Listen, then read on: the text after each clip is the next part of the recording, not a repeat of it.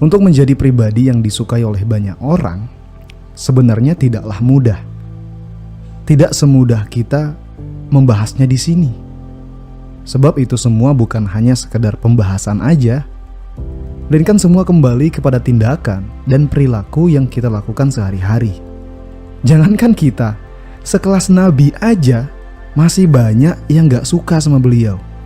Sehingga dari sini kita harusnya sudah mengerti bahwa menjadi pribadi yang pasti disukai banyak orang itu sangat sulit. Sedangkan kita berbuat baik aja, kadang banyak yang gak suka dengan kita. Mungkin kita gak menyakiti orang lain, tapi kita menjadi orang yang lebih baik aja, pasti banyak yang iri, entah itu baik dalam finansial maupun spiritual. Makanya jangan berharap 100% pasti disukai.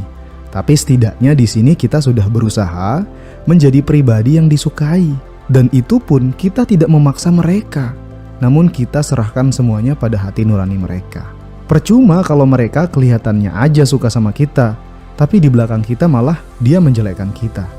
Nah, di sini sebenarnya ada beberapa tips yang bisa kita lakukan agar disukai oleh banyak orang. Di dalam bukunya Les Giblin yang berjudul The Art of Dealing with People, menjelaskan bahwa untuk membangun hubungan yang baik dengan sesama manusia, maka yang harus kita lakukan adalah yang pertama, menciptakan kesan baik. Jadi cara kita bertemu orang, cara kita menatap orang, ekspresi wajah, kata-kata yang kita ucapkan, dan cara kita dalam bertindak, itu semua akan menentukan kesan orang lain terhadap diri kita. Apalagi itu adalah pertemuan pertama, maka sudah pasti akan menentukan respon orang kepada kita. Jika kita ingin mendapatkan respon yang baik dan disukai, maka hal yang seharusnya kita lakukan tentu Anda sudah tahu. Pastinya kita harus bersikap ramah, tampilkan senyuman dengan ikhlas, dan berusaha aktif seolah-olah kita menghargai lawan bicara kita. Makanya kalau katanya Les Giblin, dunia akan membentuk pendapatnya tentang kita, terutama dari pendapat kita tentang diri kita. Artinya, kita diajarkan untuk mempersiapkan diri dan berpikir positif tentang diri sendiri sebelum bertemu orang. Pikiran positif yang kita siapkan itulah yang akan membuat tindakan kita bekerja secara sendirinya sesuai dengan niat dan harapan kita, sehingga orang lain akan melihat itu sebagai respon yang ikhlas, bukan atas dasar keterpaksaan. Kemudian yang kedua, membuat orang lain merasa penting. Di dalam diri kita sebenarnya ada satu skill yang sangat mahal harganya dan pastinya disukai oleh banyak orang. Saya yakin banyak orang yang menyepelekannya dan bahkan Anda pun sering menyepelekan itu. Padahal skill ini kalau diterapkan dapat membuat kita disukai dan disayang oleh orang lain. Apa sih skill itu? Jadi skill itu adalah kemampuan kita dalam meningkatkan harga diri orang lain. Yakni kita memprioritaskan orang lain, kita menjadi pendengar yang baik, kita seolah-olah menganggap mereka itu penting. Namun ini sebenarnya sulit, karena sejatinya semua orang rata-rata ingin dirinya aja yang didengar. Terkadang mereka malas mendengarkan orang lain. Dia hanya fokus pada dirinya sendiri aja. Dan ini nyata terjadi, bahkan pada diri kita sendiri. Jikalau ada seorang teman yang mau mendengarkan kita, keluh kesah kita, tanpa mereka memotong atau membantah kita, maka sudah bisa dipastikan kita akan memasukkan dia ke dalam circle pertemanan kita atau bahkan sahabat kita. Nah, begitu juga yang terjadi dengan orang lain. Jika kita menjadi pendengar terbaik mereka, maka otomatis kita dipandang sebagai orang yang mengangkat derajat mereka dan menganggap mereka itu penting.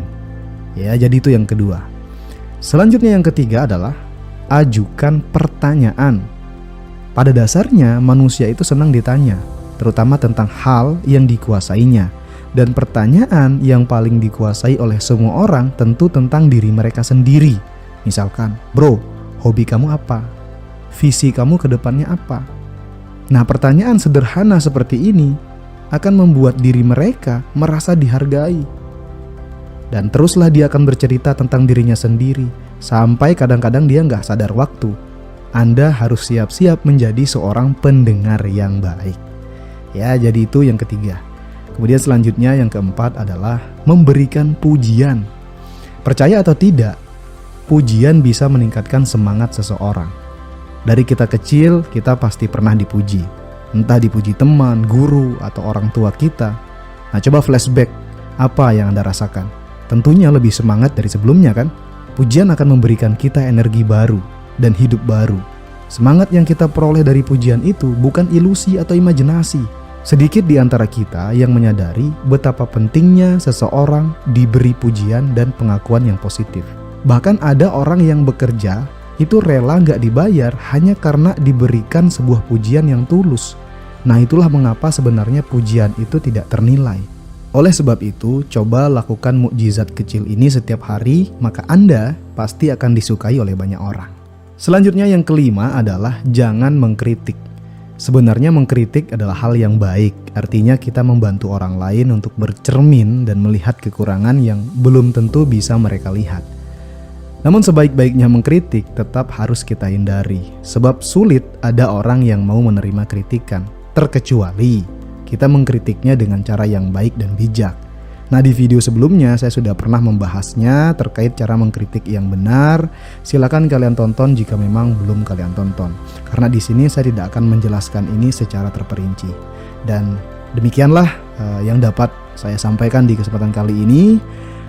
Semoga bermanfaat dan sampai jumpa di video selanjutnya. Selalu salam inspirasi.